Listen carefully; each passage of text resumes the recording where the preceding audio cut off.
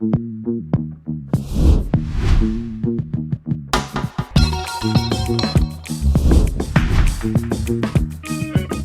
hola, ¿qué tal? ¿Cómo están? Buenos días, bienvenidos a Palabra Cierta. Por acá estamos como siempre con esta felicidad enorme por estar con ustedes, agradecido de todo corazón por tanta receptividad y sobre todo por todos esos mensajes que todos los días nos llegan. Gracias Venezuela, gracias a cada una de las personas que se sientan allí a anotar. Incluso he visto cómo a través de redes sociales nos envían las fotos. Miguel, aquí estoy anotando este tema, me interesó. Mira qué bonita esa entrevistada, no solamente es bonita, nos dio contenido maravilloso. Mira, eso es parte de esta interacción que tanto disfrutamos acá en Palabra Cierta y justamente les recuerdo las redes sociales. @Palabra Cierta Piso Televen, @Televen TV, la de nuestro canal y por supuesto la mía que es @Zambrano Miguel.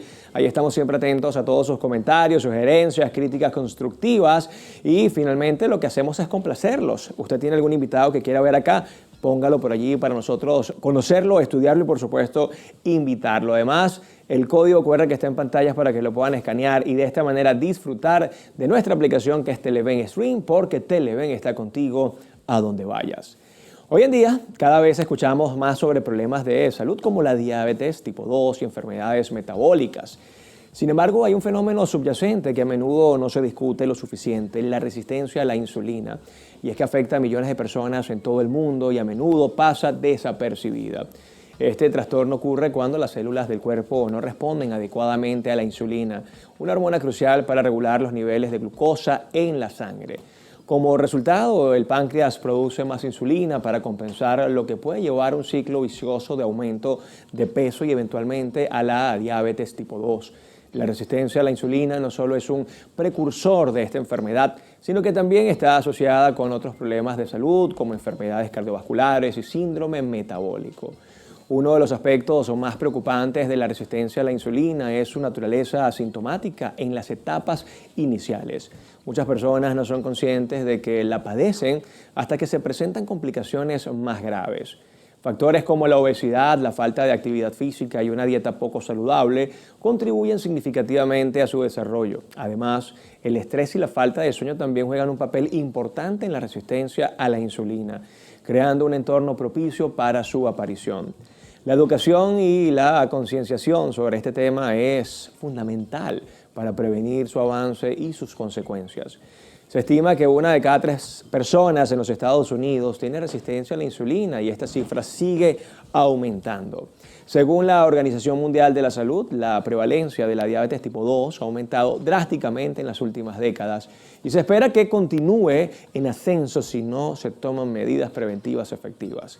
En el ámbito global se calcula que alrededor de 422 millones de personas viven con diabetes y la resistencia a la insulina es un factor clave en este aumento. Estos datos subrayan la urgencia de abordar este problema de salud pública.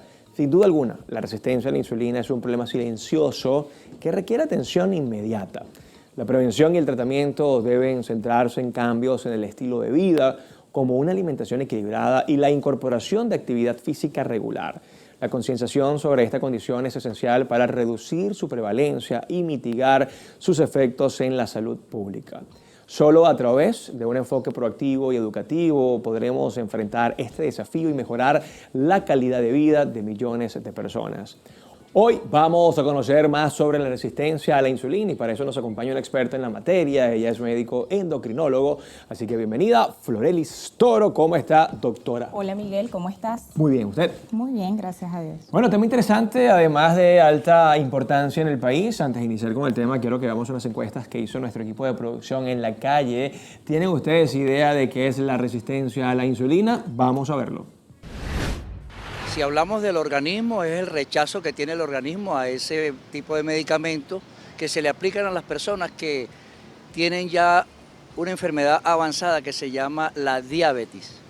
Entonces, si aplican insulina, a lo mejor el organismo entonces rechaza ese medicamento y tienen que ir pues a otro tipo de medicamentos, por supuesto, ¿no? A un especialista en ese tipo de enfermedades. Es lo que yo entiendo por resistencia a la insulina. La insulina es para subir el azúcar de los diabéticos. He visto casos que sufren de diabetes y no se han dado cuenta porque, te lo digo en mi caso, me hicieron una insulina basal y tenía casi diabética y tuve que hacer una dieta, pues. Entonces uno tiene que bajar las harinas, el arroz, el azúcar. El azúcar hay que quitárselo de todo eso. Yo creo que es para mí el azúcar en la sangre.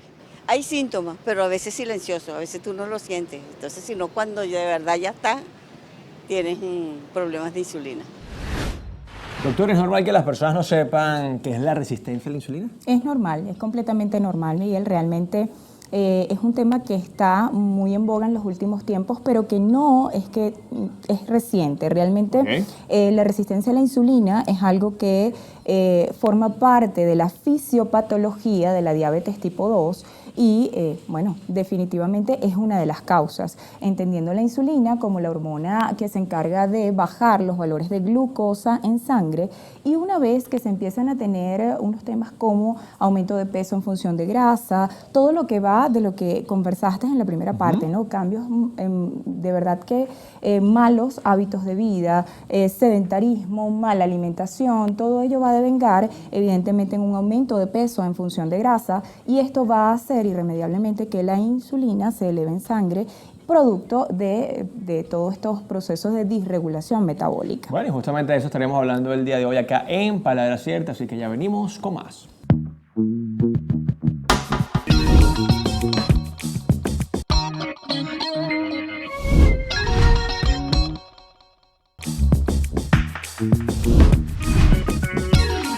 Seguimos con más de Palabra Cierta, ya listos para conversar sobre la resistencia a la insulina, un problema silencioso con nuestra invitada de hoy, la doctora Florelis Toro. Bienvenida nuevamente, doctora. Gracias Miguel por la invitación. Bueno, doctora, esto va a ser hoy una escuelita maravillosa. Siempre digo que en las mañanas estamos enseñando todo un país. Mucha gente seguramente no sabe qué es la resistencia a la insulina. ¿Cómo la podemos definir de manera sencilla, entendiendo que el término diabetes o diabetes, porque ambas son válidas, ¿no?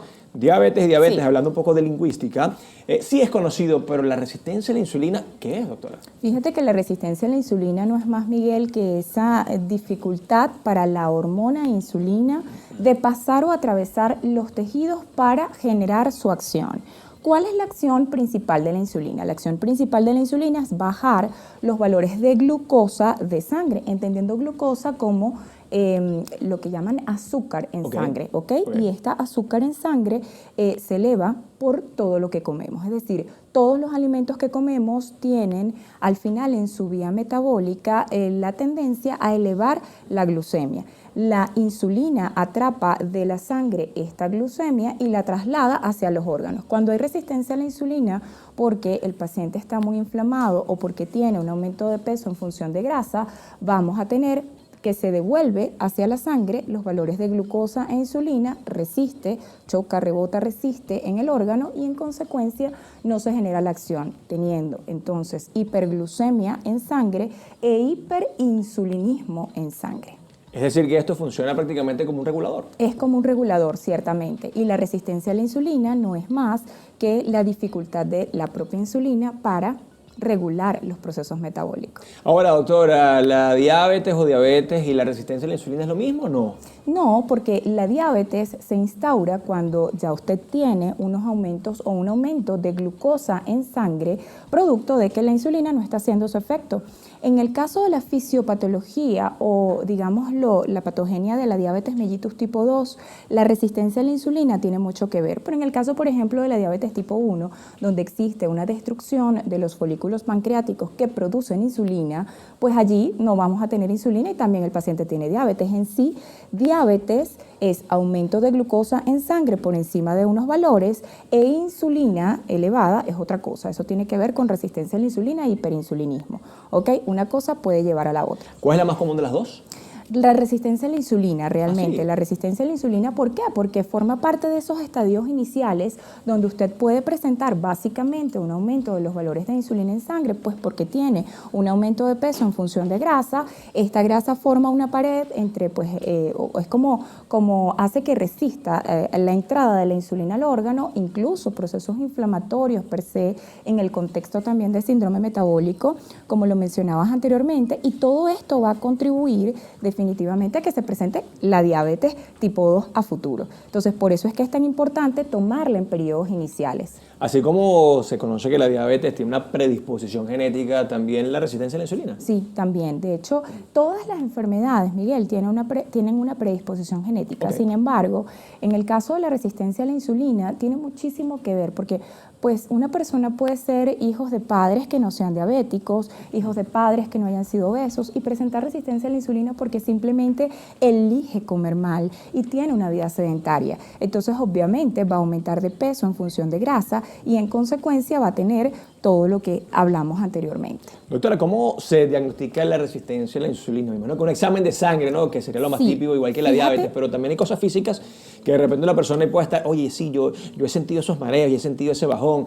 ¿Cómo normalmente uno puede saber que Fíjate que existen controversias, Miguel, porque aún en la actualidad para las diversas sociedades de endocrinología estamos en disputa respecto a si indicar lo que llamamos la curva con 75 gramos de glucosa, la curva de tolerancia a la glucosa, que pues una vez que tú vas en ayunas, te toman la primera muestra, te tomas esa muestra de glucosa y posteriormente pues te hacen el análisis tanto de glucosa como de insulina posteriormente. Eso forma parte de los exámenes que solicitamos. Pero también existen signos clínicos que nos pueden hacer pensar de resistencia a la insulina. Si usted, por ejemplo, presenta ennegrecimiento del área del cuello o de los pliegues, tal es el caso de acantosis nigricans, eso se denomina de esa manera. Si presenta algo que son verruguitas en el área del cuello, en la cara o en alguna parte de la piel, que usted sepa que pues, son de reciente aparición, son signos clínicos de resistencia a la insulina, acantosis nigricans y acrocordones. También tiene mucho que ver con el tema de disminución del sueño, de la calidad del sueño, cansancio y agotamiento. Esto puede darnos a pensar que la persona tenga algún tema con resistencia a la insulina. Es una enfermedad, doctora, de cuidado, es una enfermedad de esas que no podemos subestimar, entendiendo que para empezar hay gente que ni siquiera sabe que existe o lo escucha, pero no, eso debe ser que tiene azúcar en sangre. ¿Es de cuidado esta enfermedad? Es una enfermedad silenciosa, Miguel. De hecho, una de las cosas que estamos tratando nosotros de abordar desde muy temprano es el hecho de hacer el diagnóstico a tiempo, porque usted puede hacer su diagnóstico a tiempo y evitar a futuro que tenga algún tipo de problema metabólico, particularmente en el caso de la obesidad y el sobrepeso, pues representa sin duda la primera causa o patología a tratar y posteriormente podemos evitar una diabetes, hipertensión, problemas de colesterol y triglicéridos, de modo tal de que si no lo tomamos en cuenta podemos estar hablando de una pandemia metabólica básicamente con el hecho de lo que nosotros llamamos también diabesidad.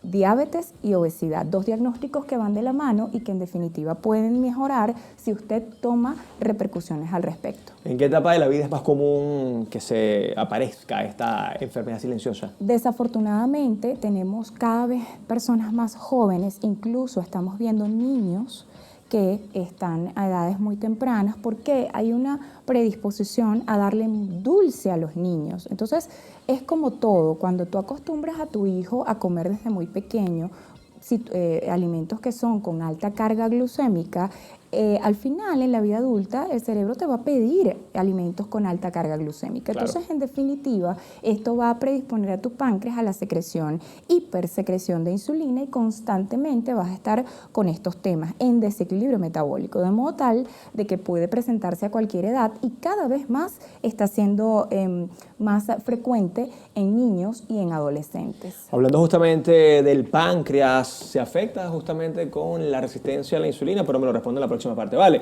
Ya venimos con más de Palabra Cierta, hoy hablando de este interesantísimo e importante tema, la resistencia a la insulina. Ya venimos.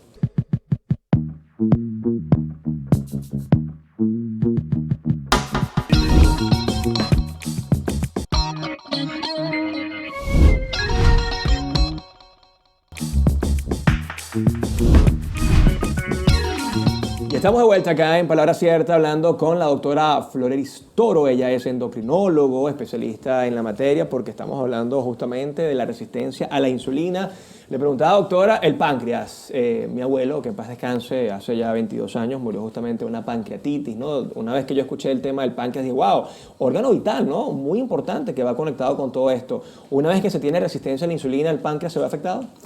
Fíjate, Miguel, que una de las cosas que se presentan cuando se tiene resistencia a la insulina es una inflamación no solamente del páncreas, sino de todos los órganos per se. Se inflama el hígado, que está muy cercano a él, y el intestino también. Y esto va mucho de la mano con que no solamente se produce insulina en el páncreas, y por ello es que se inflama, sino también se producen otras hormonas que son importantes. Aquí entra en juego una hormona que no es producida en el páncreas, pero que se produce a nivel de las glándulas suprarrenales, que son dos glándulas que están ubicadas en la parte superior de cada riñón, y es particularmente el caso del cortisol.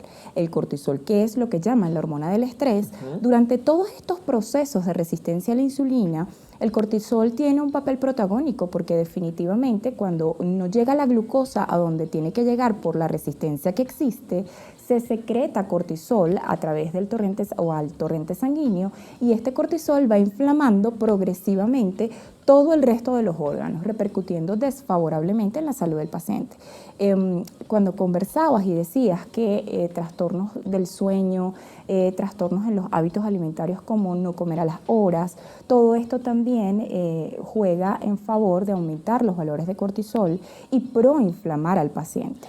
Escuchando, obviamente, la famosa hormona del estrés, el cortisol, no solamente inflama, sino también puede producir un estrés que quizás no entendemos o no tiene nada que ver con el estrés allí en este caso. Fíjate que sí tiene que ver con estrés, pero en este caso nosotros lo denominamos un estrés metabólico, porque es como un periodo de supervivencia. Mientras las células y los órganos están necesitando la glucosa, que no está terminando de entrar por la resistencia que existe, porque la insulina intenta hacerlo, pero al final no llega la glucosa, de alguna manera estos órganos tienen que buscar energía, y es allí donde el cortisol se va al páncreas, se va al hígado, se va a los órganos de depósito, al músculo, y saca glucosa como sustrato para llevarlo al resto del organismo. En ese interín se van secretando otras hormonas como la adrenalina, noradrenalina, el propio cortisol, que aumentan frecuencia cardíaca, aumentan contractilidad intestinal o peristaltismo intestinal, y todo ello devenga en más procesos inflamatorios, más estrés metabólico, y es lo que nosotros como endocrinos denominamos la rueda de la rata, esa ratica que está en la rueda que quiere bajar si no haya cómo, y es todo ese proceso en el cuerpo que se está gestando, y si se mantiene o si se perpetúa por años, puede ser bastante complicado para el paciente. Wow, o sea que los órganos allí están en esa disputa de cómo conseguir lo que necesitan, ¿no? Oye, interesantísimo escuchar todo esto porque me imagino que más de uno en casa no sabía de este tema tan particular, pero ya hemos tocado un par de veces la alimentación y ahora quiero que profundicemos en la alimentación. Siempre se habla de una dieta balanceada, de una dieta alta en carbohidratos, no, en proteínas, que el carbo sí es necesario, pero que no esté en exceso. Además hablamos de cereales y para ustedes contar, ¿es realmente necesaria una alimentación balanceada para que estos niveles disminuyan y por supuesto para que la resistencia a la insulina no aparezca en nuestras vidas? Fíjate que sí, Miguel, porque en definitiva cuando hablamos de toda esta orquesta de hormonas que estamos tratando de equilibrar en el cuerpo humano, una de las cosas que entra en juego es el momento de secreción de cortisol, que tiene un pico máximo a las 8 de la mañana y un pico mínimo a las 4 de la tarde. Hay personas que dejan de desayunar o hacen ayunos intermitentes o eventualmente hacen transgresiones dietéticas con alimentos que no están dentro de lo que se llama el equilibrio energético del plato de comida. Saber que el 50% del plato de comida debe ser proteína de alto valor biológico y el otro 50% podemos jugar con 50 y 50 proteína vegetal, y dependiendo, por supuesto, esto va siempre de la mano, Miguel, de la evaluación del paciente, porque no es lo mismo una persona con un índice de masa corporal de 25 que con un índice de masa corporal de 32. Hay siempre que ser objetivo con la alimentación, pero el equilibrio del plato de comida siempre debe llevarse a cabo. Y pues por supuesto, este otro 50% que está distribuido en mitad y mitad de proteína vegetal y la otra parte de carbohidratos, vamos a tomar en cuenta siempre carbohidratos de absorción compleja. Existen carbohidratos simples y carbohidratos complejos. Los complejos son todos los derivados de la tierra. Papa, yuca, tubérculos, y en líneas generales todos estos sancochados, al horno, pueden ayudar a mejorar los valores. En definitiva, el venezolano tiene algo que repercute sobre todo en la dieta y es el consumo o alto consumo de plátano. Okay. El plátano tiene alto índice glucémico y tendemos a seleccionar, cuando vamos a seleccionar algún alimento mayor, que mayormente sea dulce. Entonces, madurito. Correcto. Entonces, cuando nosotros solemos, por ejemplo, elegir, y es un tema de elección, porque cuando solemos elegir un cambur en lugar de un durazno y cotejamos ambos índices glucémicos y te das cuenta que uno tiene mayor índice glucémico, es normal ver que puedas tener hiperglucemias o elevación de tu glicemia o azúcar en sangre gracias a la ingesta de estos alimentos. Respetar los horarios de las comidas, equilibrar el plato de comida siempre va a ser importante para que tengas definitivamente una buena alimentación. Esto, cuando le escucho, me recuerda una frase que le oía a Margarita Pasos, una gran conferencista colombiana, y me encantó en tarima, diciendo que el ser humano hace más por evitar un dolor que por ganar un placer. Así es. Y esto es simplemente concientización, ¿no? Cuando escuchamos todo esto, que además es una información valiosísima, le agradecemos la presencia acá, podemos ser más conscientes con nuestra alimentación. Y muchos dirán, bueno, hasta que no me dé, yo no le bajo 2, que aquí viene la frase, no, es mejor, que no me dé y no me va a dar, porque yo voy a seguir ciertos pasos. Más allá de la alimentación, ¿qué otros buenos hábitos hay que implementar para que la resistencia a la insulina esté muy lejos de nosotros? Definitivamente la dupla perfecta, Miguel, la dupla perfecta que va de la mano de una buena alimentación, una buena ingesta y también el ejercicio. Estiman las organizaciones mundiales que el ejercicio debe hacerse no menos de 150 minutos semanales. Entonces, definitivamente yo siempre converso con los pacientes en la consulta el hecho de tratar de verificar qué te gusta hacer, porque la idea no es que lo hagas de forma obligado, la idea es que busques o ubiques alguna actividad física que puedas convertir en ejercicio, porque no es lo mismo ser activo a hacer ejercicio, claro. ¿ok? Son cosas diferentes. Y entendiendo esto, que pueda ser algo que disfrutes. ¿Por qué tiene que ser cuando disfrutas? Porque te he hablado mucho del cortisol, de la adrenalina y la noradrenalina, pero existen otras 3 hormonas que también pueden usarse en favor y que pues se detonan durante el ejercicio, que son dopamina, serotonina y endorfinas. Y estas 3 hormonas, que son las que debemos tratar de siempre secretar, pues estos neurotransmisores ayudan a mantener todo el organismo en equilibrio. Entonces, eso con el ejercicio lo podemos lograr. El sueño, es importante el tema del sueño, descansar, porque solemos estar en el teléfono aproximadamente hasta las 11, 12 de la noche. Sí. Entender el ciclo del cortisol que se secreta muy temprano a las 8 de la mañana, empieza su descenso cerca de las 4 de la tarde y disminuye en forma significativa alrededor de las 11, 12 de la noche. Entonces, si usted está en el teléfono, son las 12 de la noche y usted está todavía en el teléfono pegado viendo noticias y dejando de descansar, evidentemente, pues va a tener alteraciones metabólicas por alteraciones del cortisol. A esa hora cuando está pegado, después quiero dormir, ay, no puedo dormir. Cuesta muchísimo más, pero porque has obligado a tus glándulas adrenales a secretar cortisol y en consecuencia, pues, te cuesta mucho más conciliar el sueño.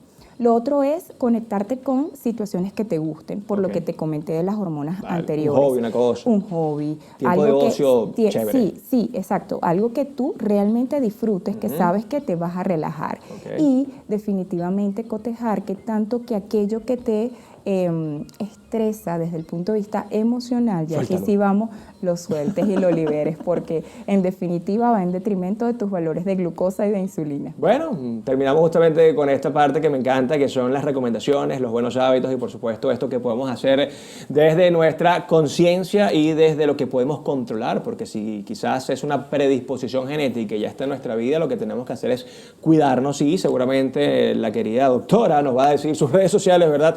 No solamente para que la sigan, sino para que puedan ver información, consultarse, ya que es una enfermedad, como lo dijo, silenciosa. Sí, totalmente. Y no solo eso, sino que por epigenética también podemos evitar que se manifieste así tengas la genética pertinente. Mis redes sociales, @endocrinoactual en todas mis redes sociales, estamos completamente a la orden. Gracias por esta visita, doctora. A ustedes. Bueno, nos despedimos por el día de hoy. Cuídense mucho, pórtense bien. Esto fue Palabra Cierta. Chao, chao. Dios les bendiga. Ya saben, el café sin azúcar por salud.